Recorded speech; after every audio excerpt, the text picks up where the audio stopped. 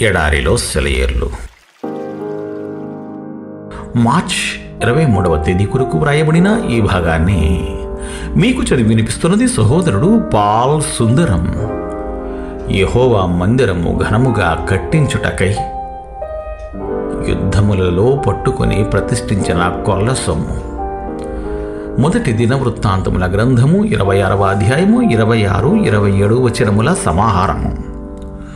భూగర్భంలో బొగ్గు గనుల్లో ఊహకందనంత శక్తి నిక్షిప్తమై ఉంది. కొన్ని వేల సంవత్సరాల క్రితం గొప్ప అరణ్యాలు సమూలంగా దహనమైపోవడం వల్ల ఇవి ఏర్పడినాయి.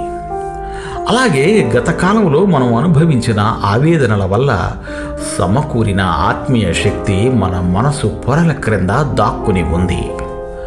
ఈ శ్రమల పోరాటాల్లో మనకి దక్కిన కొల్ల సొమ్ము ఒక దినాన్న బయటపడుతుంది.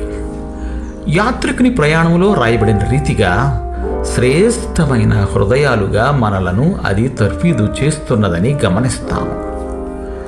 మన రాజు నివసించే పట్టణం వరకు శ్రమల దారుల్లో గుండా మన తోటి ప్రయాణికుల్ని విజయవంతంగా నడిపించడానికి ఇది మనకి బలాన్ని ఇస్తుంది. మనం శ్రమను చిరునవ్వుతో ఎదుర్కోగలిగితేనే ఇతరులను కూడా నడిపించగలం అన్నది విస్మరించకూడదు.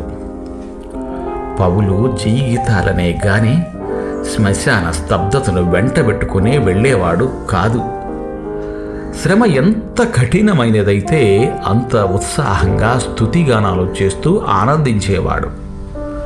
మృత్యువు కోరల్లో చిక్కుకుని కూడా ఆయనలోని నమ్మకం చెలించేది కాదు.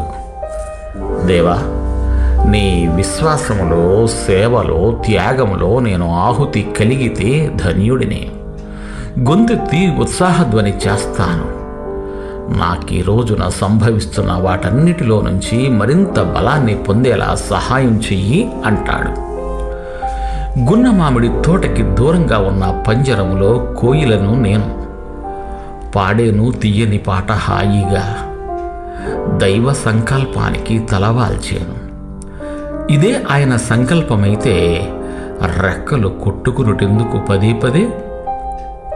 గొంతు నుంచి జాలువరే గీతానికి ప్రతిధ్వనిస్తుంది పరలోక ద్వారమదే. దేవుడు మేము దీవించుగాక.